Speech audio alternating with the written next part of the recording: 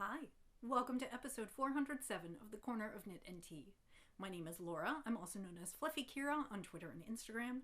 I blog over at thecornerofknitandtea.com, and that's where this episode and every episode show notes will be. I have an Etsy shop called The Corner of Knit and Tea, where I sell my handspun yarns and patterns. Hi, how are you? It is Monday, January 9th. We are in the second full week of January and the new year has kicked off and I'm busier than ever. So I hope that you are having a lovely day and that you have gotten to do some crafting. This weekend I did hang out a little bit. Hang on just a second. Let me turn off my notifications because I do not want that to keep dinging. Normally my phone doesn't do that, and I'll explain that in another week or two, but so I hope that you are having a lovely week so far. I had a great time crafting over the weekend and I got some things done, so I have a few things to share with you and just a lot going on, and I'll be able to share more in a little bit. So today I am drinking some wintry tea. This is mulled plum cider from Harney & Sons. I cannot remember. I think this is likely I'll have to look again if they still have this. I bought this a while ago. My guess is that this is an herbal tea because when I opened it, it had a variety of things in it, but it's not super dark. So I suspect it doesn't actually have any tea in it. It's probably an herbal blend, but it smells delicious and I thought it sounded good for today, and I'm drinking it in my The Bean coffee mug, which is a local to me coffee shop. I still, as I go through stuff, find treasure troves of tea. I have my main place that I store all my tea, but then actually recently I found a small Rubbermaid box that used to live in the bottom of my desk drawer back when I was at Stowers, which was unbelievably long time ago, so I don't really want to discuss it, but there was a lot of tea in there as well, so I'm trying to pull those things out. I'm hoping that their freshness is not too bad. This bag was actually a sample that I ordered a while ago. I don't even want to tell you when I ordered it. It said it was best by March of 2020. So I ordered it sometime in 2019 probably, and I am drinking it now, but it wasn't even opened. So it was still like sealed in the pack. I hadn't even ripped open the top. So it tastes good. Tea does generally lose some flavor over time, but it doesn't really go bad per se. But I am still working through a lot of tea stores because for a long time I bought and bought and bought, and yeah. So let's talk about the things that I worked on this week. I finished two things. Again, I was motivated to kind of be on a hat kick. And so I finished a couple hats from scraps. This one is the June hat I showed you. I think I was partway through last week, and I showed you this is Leftovers. I think this is Dreaming Color. No, this is Treasure Goddess yarns, and it's her probably DK in something about sharks. Something about sharks. I used it for something else. And then this is some Cascade Sport Weight that I had. Someone sent it to me, and then I overdyed it with blue Kool-Aid, and it's really cool. And it's kind of, it was just a little bit mottled and variegated. I think I kettle dyed it in a crock pot. And so it came out into a cute hat, and I really, really like this one. But this will go up for Hat Not Hate, which is Lion Brand. And then I went and instead of putting together a bunch of different scraps, I went and found something that I had in the stash where I had kind of just enough to put together a hat. And I did this little hat out of, this is Malabrigo. It's probably, I can't remember whether it's Rasta or Mecha.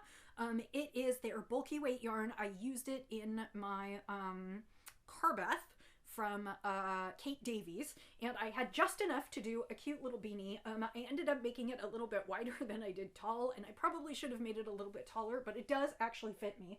And I have just the ever so tiny bit left, so I'm going to make a pom-pom this evening to go on the top of it.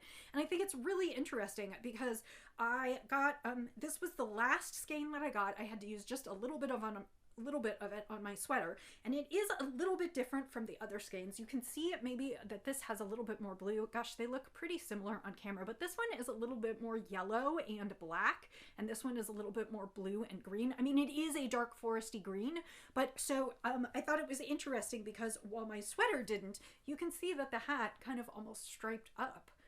So that's sort of interesting. But I will make a little pom-pom, and this one will be ready, and that's 4 hats that I've done in the last couple weeks. I am still on a hat kick, although I don't know if I'll do more blues or I'll pick up something else out of the stash. I did at the very end of the year, very beginning of the year, I can't remember whether it was the last couple days of 2022 or the very first day or two of 2023. I sorted through my bin of scraps and kind of put some things together by either colors or what I might have enough for to make a whole hat. And so I'm still working through that, and I hope to work through it this year, sort of as long as the motivation exists. So, and I have lots of little things that I'm doing, but of course I can never resist doing a hat.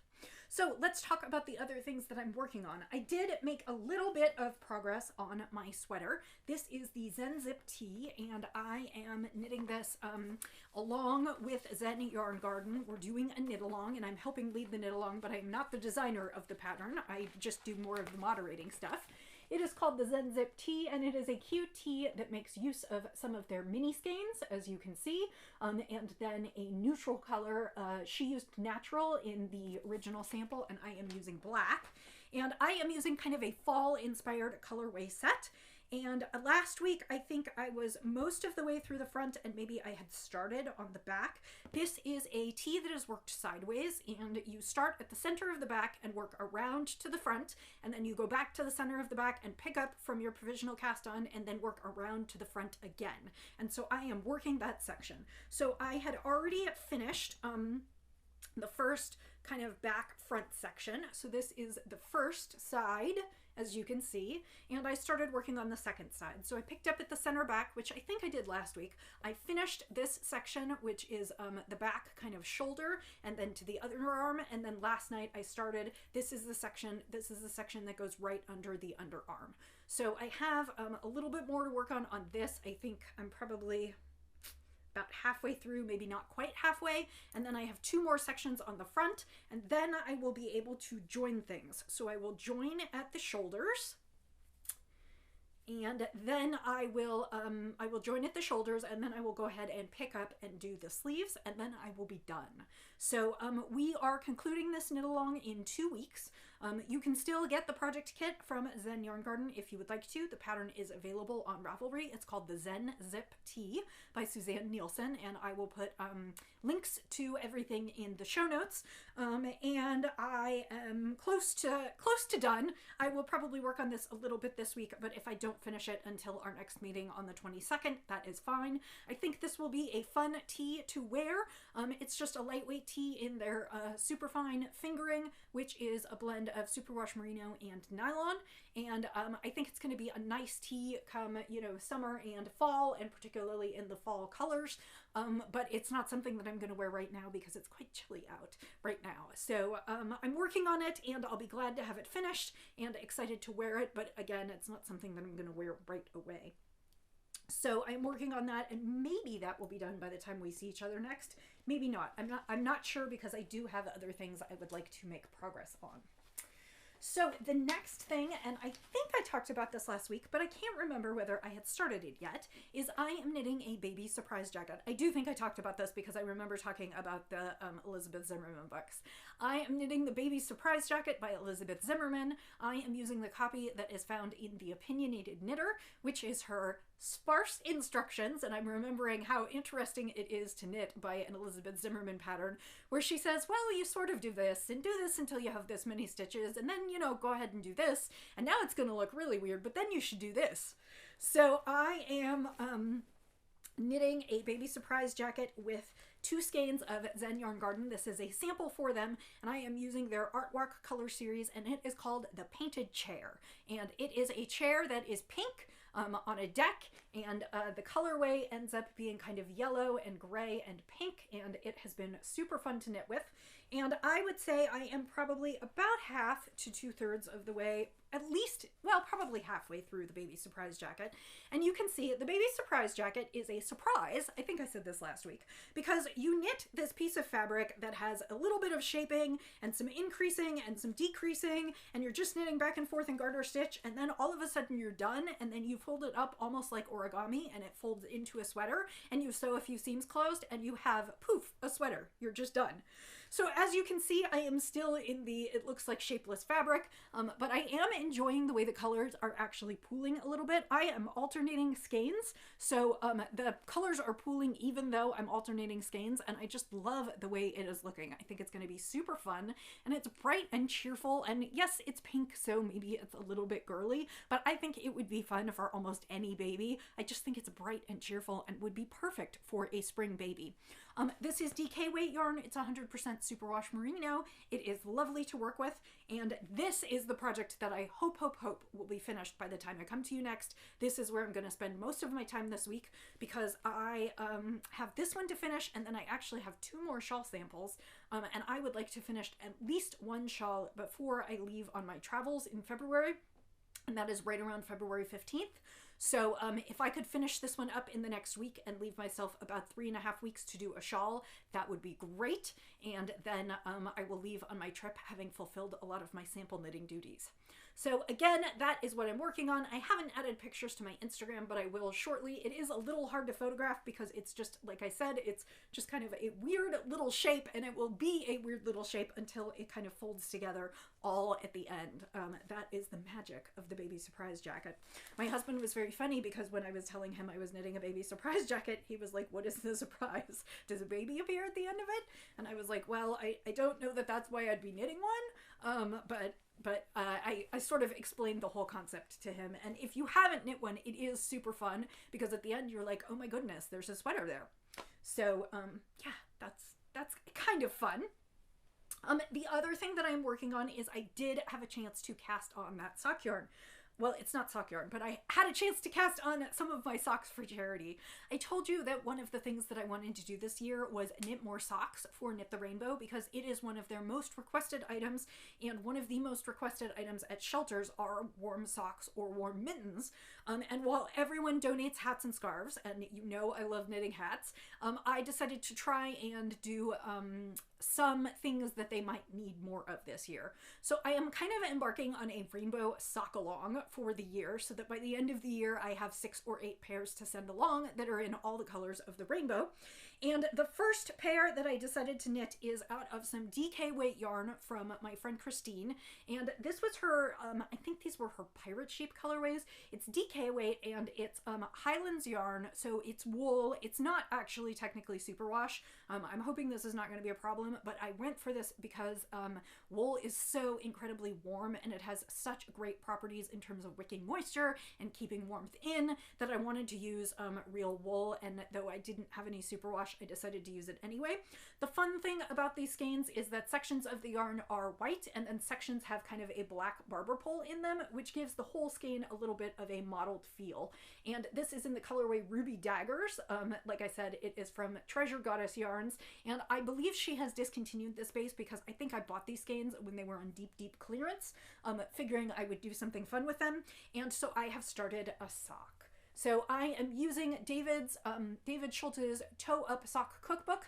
I often use this when I use hand-spun yarn, because it is a toe-up pattern, and that enables me to use every last little bit of yarn, and I wanted to employ the same technique here. I prefer knitting socks from top down. However, when you want to use up all your yarn, the way to go is toe up, because then you know you'll make it through the foot and the heel, and then you can knit the cuff literally until you run out of yarn. So what I did is, this is half the skein. I have the other half here. I wound up the skein. The skeins are, I believe, I think it's either 225 or 250 yards. I can't remember, and I don't have the label with me, but I divided the skein in half by weight, so each cake was 50 grams, and then I started with the first cake, and I am knitting. I used roughly cast on numbers, well, no, because I went from toe up. Well, I think what I did is I referred to the Tin Can Knits barley pattern. Sorry, rye pattern. Barley is the hat, rye is the garter stitch socks. I referred to the rye pattern from Tin Can Knits, which is a free pattern for an adult worsted weight sock. And what I did is I went in and pulled, I think I'm knitting the adult medium. I pulled the stitch count for the adult medium and decided that that's approximately where I would finish my stitch count. I realize it's a little bit different because DK is not exactly worsted, although this is quite plump. As I said, I'm knitting these using the toe up sock recipe, and I am using US, I believe, US 2.5, which is 3.0 millimeter needles. And so I am working these up. They're knitting up quite densely, which is nice for socks because it means that they will wear well and they will also be very warm. So I'm using the rye pattern roughly for my estimates on when to put in the heel. I took the total foot length for the size that I'm knitting approximately from rye, and so I'm using that as a gauge on where to insert my heel. I have probably another couple inches on the foot, and then I will do, it's a toe up gusset and heel flap, and so I will do that, and then I will continue knitting the cuff until I run out of yarn. I don't think these will be super tall socks. They could be taller, but she only had one skein left in this colorway, and I bought some skeins in a couple other colorways, and what I decided is they will be useful no matter how tall they are. Obviously, they would be great if they were knee socks, but I just went ahead and started with what I have, and as I said, since my cakes are equal, I should have roughly equal socks when I'm done, and I should get at least a few inches on the cuff. I just don't know that I'll get knee socks, but they will keep somebody's feet warm this winter, and my goal is to, like I said, to complete 6 or 8 pairs. I have red and orange so far, and then I think I have a skein of yellow somewhere that I have not used. So I will be purchasing throughout the rest of the year just to make sure that I have the rainbow. I'll do red, orange, yellow, green, blue, purple. I might find an indigo. I might find a pink. I might find a black. I don't know. I'll find something else in my stash and see what I can do with it. So that is the plan here, but I do have that part of the sock finished. Maybe I'll have the first sock finished next week. I don't know. We'll just have to see what compels me as I knit along. So that is what I am working on right now. And I will take a quick sip of tea, and then I'll show you some quick spinning, and then that is it. I will get you on out of here. So I have not had as much spinning time as I would like. I've been doing a lot of knitting, and I have a lot of stuff around the house, and I've had lots of work stuff for the first little bit of the year. So I am currently spinning a Polworth silk fiber from Kim Dye's Yarn, and I can't remember, I didn't bring the label over. I can't remember what it's called. It might be like In Shadows or something about that. It is kind of a dark, moody colorway. It's got browns and a little bit of purple and mauve and a little bit of yellow or rust, or kind of a rusty orange. And it is really pretty and really kind of fall and dark colors. And I'm enjoying it, but it does have a few spots of white. And I have spun the first bobbin. So this is what I've got so far. As you can see the purple, you can see a little bit of the pink, you can see the green. It's just got some really, really lovely colors in it. My plan is hopefully to spin this up this week and maybe even ply by the next time I see you. I don't know if I'll be quite that far along, but I am excited about it, and so that is what I am working on this week. So I think that's about it for me. I feel like I rushed through it because we're not even 20 minutes in yet, but that is what I have to show and share with you. I hope that you are doing well. I hope that you are staying healthy. I know all kinds of flu and COVID and everything is on the rise, and I just want to stay home till spring.